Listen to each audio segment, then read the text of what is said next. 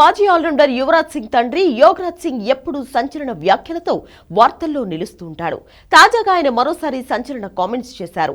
గతంలో తాను కపిల్ దేవ్ ను చంపడానికి సిద్ధపడినట్లు గుర్తు చేసుకున్నాడు. కపిల్ ఇంటికి తుపాకీ తీసుకెళ్లి బెదిరించినట్లు నాటి సంఘటన గురించి చెప్పాడు. కపిల్ దేవ్ టీమిండియా కెప్టెన్ అయ్యాక తనను ఏ కారణం లేకుండా జట్టు నుంచి తప్పించాడని ఆరోపించారు. దీనిపై తన భార్య కపిల్ ను ప్రశ్నించాలనుకుందని, అయితే నేను కపిల్ దేవ్ కు బుద్ధి చెప్పి వస్తానంటూ వెళ్లానని నాటి సంఘటన గురించి వివరించారు.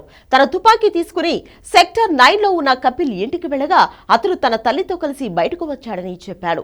అతన్ని అప్పుడు చాలా సార్లు తిట్టానని గుర్తు చేసుకున్నాడు. పాయింట్ బ్లాంక్ లో నిన్ను కాల్చాలని ఉందని, కానీ నీ తల్లిని చూసి ఆగిపోయానంటూ కపిల్ కి చెప్పేసి తిరిగొచ్చేసిన విషయాన్ని వెల్లడించాడు.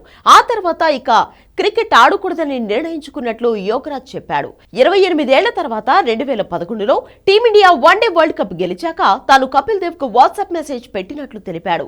కాగా మరికొందరు క్రికెటర్ల గురించి కూడా ఆయన ఈ ఇంటర్వ్యూలో మాట్లాడాడు. దిగ్గజ క్రికెటర్ సునీల్ గవాస్కర్ తో తనకు మంచి అనుబంధం ఉందని చెప్పాడు. అయితే బిషన్ సింగ్ బేడి, కపిల్ దేవ్ కలిసి తనకు వ్యతిరేకంగా వ్యవహరించారని యోగరాజ్ ఆరోపించాడు. తాను బిషన్ సింగ్ బేడీని అస్సలు క్షమించనన్నాడు. నన్ను జట్టులోకి తీసుకోకూడదని బిషన్ సింగ్ బేడీ కుట్ర పన్నిన విషయాన్ని ఒక సెలెక్టర్ అప్పట్లో చెప్పారని గుర్తు చేసుకున్నాడు. కాగా యోగరాజ్ సింగ్ భారత్ తరపున ఒక టెస్ట్ మ్యాచ్, 6 వన్డేలు ఆడాడు. ఫస్ట్ క్లాస్ క్రికెట్ లో 30 మ్యాచ్లు ఆడాడు.